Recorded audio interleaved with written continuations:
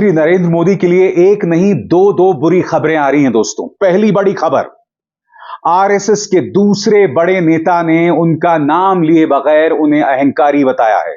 Bharatiya Janata party को सीधे तौर पर अहंकारी बताया है। मोहन भागवत के बाद अब इंद्रेश कुमार ये बात कर रहे हैं। मगर उससे भी बड़ी खबर जो उत्तर प्रदेश के कई इलाकों से आ रही है वो ये कि क्या प्रधानमंत्री नरेंद्र मोदी को चेहरा बनाकर अब चुनाव लड़ा जा सकता है। सवाल यह उठाया जा रहा है दोस्तों कि बनारस में प्रधानमंत्री बमुश्किल जीते, यही नहीं उनकी जीत को लेकर भी गड़बड़ झाले की कई थ्योरी सामने उभर कर आ रही हैं और यह बयान कोई और नहीं भाजपा का एक कार्यकर्ता दे रहा है। उसकी चर्चा मैं कुछ देर बाद करूंगा। कई तरफ से खबरें आ रही है दोस्तों, मगर अहंकार, याद कीजिए मोहन भागवत ने करारा प्रहार किया था भारतीय जनता पार्टी को अहंकारी बताकर। उन्होंने क्या कहा था कुछ देर बाद, क्योंकि उन्होंने जो बयान दिया था वो मैं आपको अपने प्लेटफॉर्म पर बता चुका हूं। अब सुनते हैं इंद्रेश कुमार ने क्या कहा। इंद्रेश कुमार ने कहा था कि भाजपा में अहंकार आ गया था और उसी के चलते उसे बहुमत नहीं मिला। यह सबक है उनके लिए। इंद्रेश कुमार के इस बयान से बवाल मच गया है। विपक्ष भी इस पर प्रतिक्रिया दे रही है। समाजवादी पार्टी ने इस पर चुटकी ली है, मगर सबसे पहले सुनिए इंद्रेश कुमार क्या कह रहे हैं। सुनिए। जिन्होंने राम की भक्ति की पर धीरे धीरे अहंकार आ गया, उस पार्टी को सबसे बड़ी पार्टी घोषित कर दिया।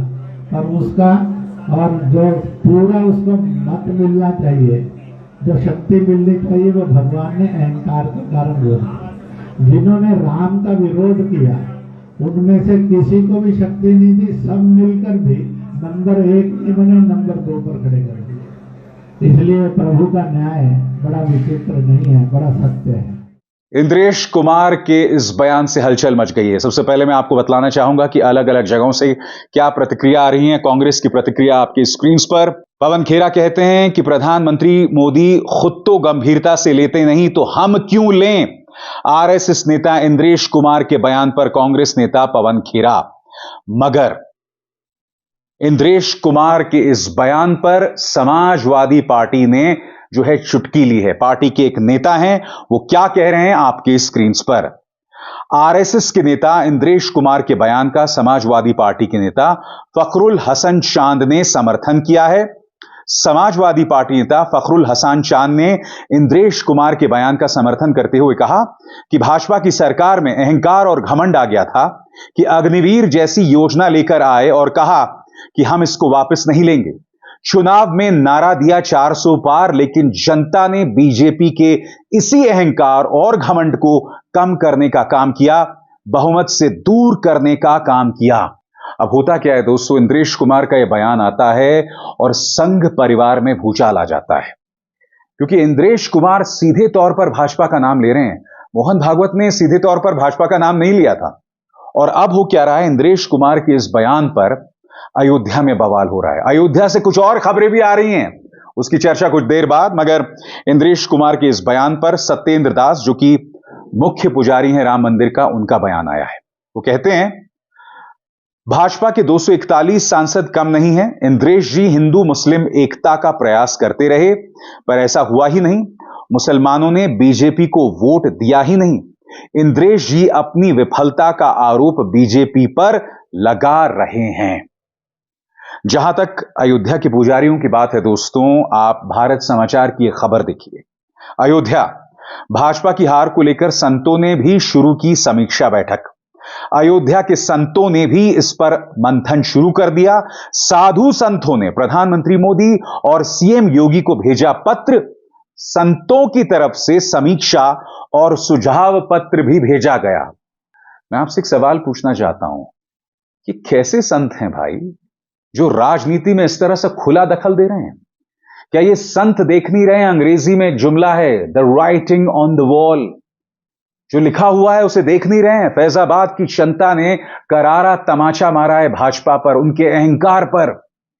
अयोध्या ने भी भाजपा को वोट नहीं दिया है और ये संत खुलकर बैटिंग कर रहे हैं भाजपा के लिए। मैं 22 जनवरी से आपसे क्या कह रहा हूं दोस्तों, राम मंदिर की प्राण प्रतिष्ठा कोई धार्मिक कार्य नहीं था, वो सिर्फ भाजपा के लिए वोट बटोरने का जरिया बन गया, क्योंकि जब राम मंदिर की प्राण प्रतिष्ठा हुई तो जजमान प्रधानमंत्री नहीं कोई और थे, मगर उन जजमान पर कैमरा कभी नहीं गया। राष्ट्रपति द्रौपदी मुर्मू तक को नहीं बुलाया गया, विपक्ष को बुलाया गया, मगर ऐसे मानो उन्हें जलील किया जा रहा था। और जब राम मंदिर की प्राण प्रतिष्ठा हुई तो आपको याद होगा किस तरह से कैमरा सिर्फ और सिर्फ प्रधानमंत्री पर था। आपको बीजेपी कर्नाटक की वो तस्वीर याद होगी जिसमें राम लला से बड़ा कद प्रधानमंत्री का बताया गया था। बवाल हुआ, उन्हें इसे हटाना पड़ा। तो यह हो रहा था। और अब जिस तरह से संत खुलेआम भाजपा के पक्ष में काम कर रहे हैं, इससे प्रमाणित होता है कि जो फैसला कांग्रेस ने किया प्राण प्रतिष्ठा में न जाकर, वो सही था। आप बताइए, संतों को राजनीति में दखल देने की क्या जरूरत है? प्रधानमंत्री लगातार कहते रहे कि भाई सोनिया गांधी, मल्लिकार्जुन खड़गे, राहुल गांधी ने राम मंदिर का अपमान किया। अरे भाई, जब संत आपकी पॉलिटिकल बैटिंग कर रहे हैं, आपकी फील्डिंग कर रहे हैं, तो कोई वहां पर क्यों जाएगा? जो मौका, जो अवसर सिर्फ और सिर्फ आपकी राजनीतिक महिमा मंडन का है, उसमें कोई और क्यों जाना चाहेगा? संतों ने इस बात को प्रमाणित कर दिया है। बहरहाल दोस्तों, यह मुद्दा लगातार बड़ा होता जा रहा है और कार्यक्रम की शुरुआत में मैंने आपको बताया, प्रधानमंत्री नरेंद्र मोदी के चेहरे पर कि क्या उनके चेहरे के साथ चुनाव लड़ा जा सकता है, इस पर सवाल उठ रहे हैं। प्रधानमंत्री बमुश्किल बनारस से जीते। राहुल गांधी, आपको याद है, कह चुके थे कि अगर प्रियंका गांधी चुनाव में उतर जाती तो शायद प्रधानमंत्री हार भी जाते। मैं राहुल गांधी ने क्या कहा कुछ देर बाद बताऊंगा, मगर सुप्रिया सुनीत ने भाजपा के कार्यकर्ता का बयान यहां पेश किया है। सुप्रिया सुनीत क्या कह रही हैं, इस बयान का हवाला देते हुए मैं आपको पढ़ के सुनाना चाहता हूं। उत्तर प्रदेश में अपने कार्यकर्ताओं की अनदेखी और गुजरात को जबरन उन पर थोपने से भाजपा के लोग नाराज हैं। सुनिए, बीजेपी नेता उज्जवल मिश्रा को कह रहे हैं, नरेंद्र मोदी जो 1.5 लाख वोट से जीते, वो भी किसी तरह से दिलाया गया, वो तो हार के बराबर है। कहीं ना कहीं उज्जवल मिश्रा ये इशारा कर रहे हैं कि पर्दे के पीछे गड़बड़ झाला हुआ, जिसके चलते प्रधानमंत्री जीत पाए। दोस्तों, मैं आपको सुनाना चाहता हूं, बीबीसी के पूर्व पत्रकार हैं समीरात्मज मिश्र, जिनका एक यूट्यूब चैनल है ग्राउंड रिपोर्ट, और मेरी आपसे अपील, द ग्राउंड रिपोर्ट जो यूट्यूब चैनल है, उसे जाएं, सब्सक्राइब करें। समीरात्मज मिश्र बता रहे हैं कि किस तरह से प्रधानमंत्री के चेहरे पर अब सवाल उठ रहे हैं कि क्या उनके चेहरे पर चुनाव लड़े जा सकते हैं। और यह आवाज कोई और नहीं उठा रहा, भाजपा के नेता कार्यकर्ता उठा रहे हैं। सुनिए समीरात्मज मिश्र ने क्या कहा। भले ही कुछ बड़े नेताओं के बयान ना आए हों, लेकिन ये चर्चाएं होने लगी हैं कि आखिर प्रधानमंत्री के चेहरे पर ही पूरी तरह से फोकस होकर के जब चुनाव लड़ा गया, किसी और फेस को वहां आगे नहीं किया गया। बावजूद इसके क्या स्थिति रही कि इतनी ज्यादा, लगभग 30 के करीब सीटें कम हो गई।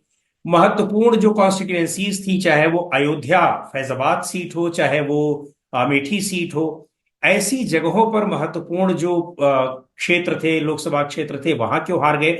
और सबसे बड़ा जो सवाल उठ रहा है वो तो उठ रहा है वाराणसी की सीट पर। यह कहा जा रहा है कि अगर मोदी जी का फेस इतना ही प्रभावी था तो अपने चुनाव क्षेत्र में वाराणसी में, जहां पर वो पिछला चुनाव 4 लाख, लगभग 4,80,000 मतों से जीते थे, इस बार घट करके वो मार्जिन केवल 1.5 लाख पर क्यों सिमट गया। यही नहीं, ऐसा नहीं था कि वाराणसी में प्रधानमंत्री ने समय नहीं दिया था, हर बार देते थे, इस बार भी समय दिया था। वाराणसी के आसपास की कई सीटों पर भी उन्होंने चुनाव प्रचार किया था, रोड शो किए थे। प्रचार के जितने तरीके होते हैं, कहीं कोई कमी नहीं रखी थी। बावजूद इसके वाराणसी में किसी तरह से प्रधानमंत्री जीत तो गए, लेकिन आसपास की तमाम सीटें वो हार गए हैं। चाहे, मतलब मैं भारतीय जनता पार्टी की बात कर रहा हूं, बिल्कुल लगी हुई सीट जो चंदौली है, वहां से उनके केंद्रीय मंत्री, जो कि उत्तर प्रदेश के पार्टी के अध्यक्ष भी रह चुके हैं, महेंद्र नाथ पांडे, वो हार गए हैं। उसके अलावा बनारस के आसपास की घोसी, गाजीपुर, तमाम ऐसी सीटें हैं जहां पर भारतीय जनता पार्टी को हार का सामना करना पड़ा है। इनमें से कई सीटें ऐसी थे जो पिछले बार अच्छे खासे मार्जिन के साथ जीती गई थी। तो अब ये वाराणसी में ही मेरी कई लोगों से बातचीत हुई, उन लोगों का भी ये कहना है कि किसी और पर जिम्मेदारी, ठीक है, और लोगों की भी जिम्मेदारी हो सकती है, लेकिन प्रधानमंत्री खुद भी इसकी जिम्मेदारी से बच नहीं सकते हैं, क्योंकि अगर ऐसा होता तो कम से कम उन्हें वो अपनी सीट पर मार्जिन बरकरार रखते, या फिर जो आसपास की जो हारी हुई सीटें हैं कम से कम वहां ये स्थिति ना हो। और एक बात और बताऊं कि बीजेपी के तमाम कार्यकर्ताओं के इस तरह के बहुत से वीडियो वायरल हो रहे हैं जो कि बनारस के हैं या और जगहों के आसपास के जगहों के हैं, वो इस तरह के सवाल लगातार उठा रहे हैं। तो देखा आपने, प्रधानमंत्री पर दोहरी मार। एक तरफ अहंकार को लेकर आरएसएस सवाल उठा रहा है, और दूसरी बात, क्या उनके चेहरे का इस्तेमाल करके उत्तर प्रदेश में चुनाव लड़ा जा सकता है, उस पर भी सवाल। याद कीजिए राहुल गांधी ने क्या कहा था कि अगर प्रियंका गांधी चुनाव लड़ लेती तो शायद प्रधानमंत्री हार जाते। सुनिए राहुल ने क्या कहा था। वाराणसी में जान बचा के निकले हैं प्रधानमंत्री, और मैं आपको कहता हूं और बहन से कह रहा हूं, अगर ये लड़ जाती वाराणसी में, अगर ये लड़ गई होती तो आज हिंदुस्तान के प्रधानमंत्री 2-3 लाख वोटों से वाराणसी का चुनाव हार जाते। मैं ये बात अहंकार से नहीं कह रहा हूं, मैं ये इसलिए कह रहा हूं क्योंकि हिंदुस्तान के प्रधानमंत्री को हिंदुस्तान की जनता ने मैसेज दिया है, ये आपकी जो राजनीति है हमें अच्छी नहीं लगी, हम इसके खिलाफ हैं, हम नफरत के खिलाफ हैं, हम हिंसा के खिलाफ हैं, हम मोहब्बत का देश चाहते हैं, हम प्रगति चाहते हैं, हम बेरोजगारी के खिलाफ हैं। आपने 10 साल इस देश में बेरोजगारी फैलाई, नफरत फैलाई, हिंसा फैलाई, और हिंदुस्तान की जनता ने हिंदुस्तान के प्रधानमंत्री को जवाब दिया है। प्रधानमंत्री के खिलाफ अब लगातार उत्तर प्रदेश भाजपा में आवाजें बुलंद हो रही हैं, ये एक फैक्ट है। और मैं अपने मंच पर इन आवाजों को कभी नहीं जगह देता अनलेस ये फैक्ट्स थे, ये तथ्य नहीं होते तो मैं इसको बिल्कुल जगह नहीं देता। आपके सामने इंद्रेश कुमार का बयान है, आपके सामने मोहन भागवत का बयान है, और आप में से जो लोग मोहन भागवत का बयान भूल गए होंगे, उनकी 7 बड़ी बातें थीं जिसका जिक्र दैनिक भास्कर ने किया था। मैं आपके सामने सिर्फ 3 बड़ी बातें रखना चाहता हूं। पहली बात, चुनावी मुकाबला झूठ पर आधारित ना हो।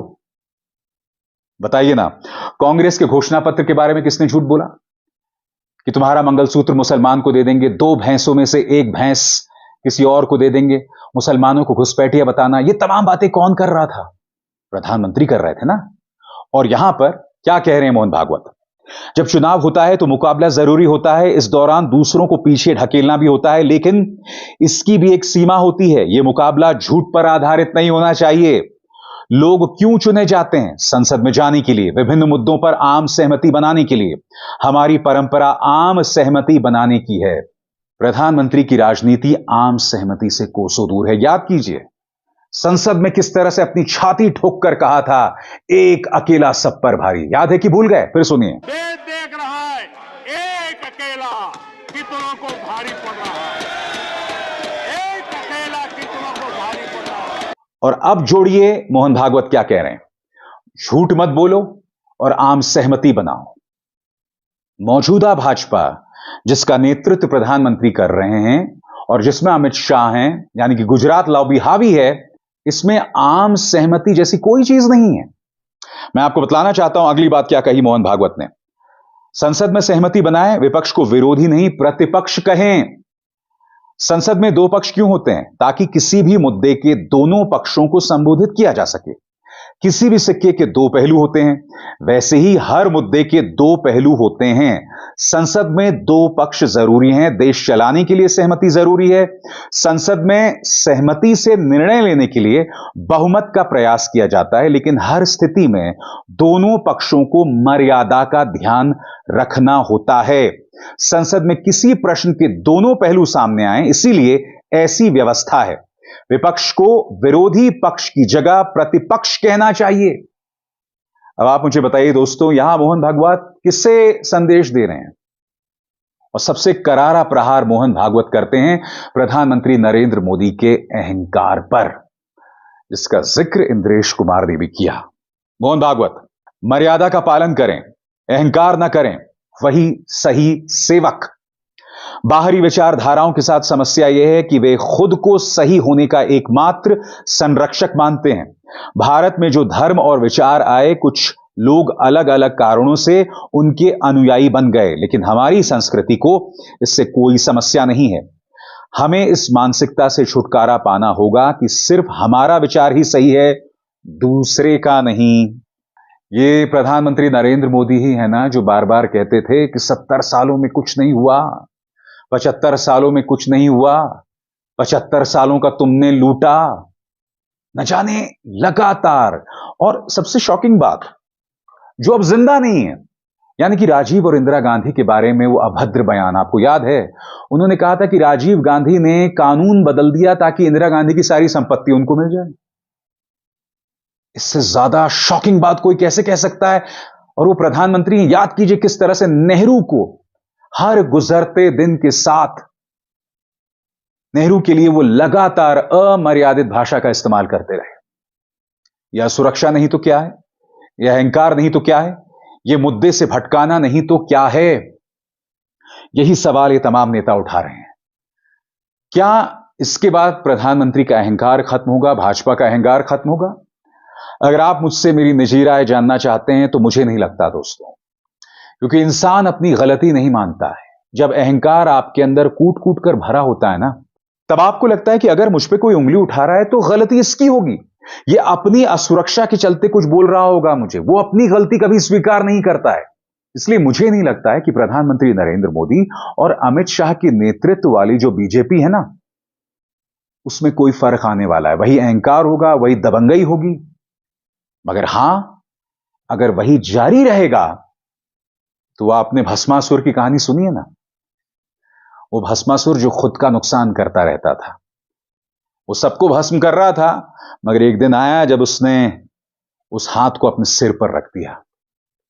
भस्मासुर की इस कहानी को मौजूदा भाजपा को नहीं भूलनी चाहिए। भाजपा को नहीं भूलना चाहिए वो क्या थी। भाजपा को नहीं भूलना चाहिए पूर्व प्रधानमंत्री अटल बिहारी वाजपेयी ने क्या कहा था। सरकारें आएंगी जाएंगी, ये देश एक होना चाहिए। याद है कि नहीं? मैं तो नहीं भूला हूं, फिर प्रधानमंत्री क्यों भूल गए हैं? अभिसार शर्मा को दीजिए इजाजत। नमस्कार।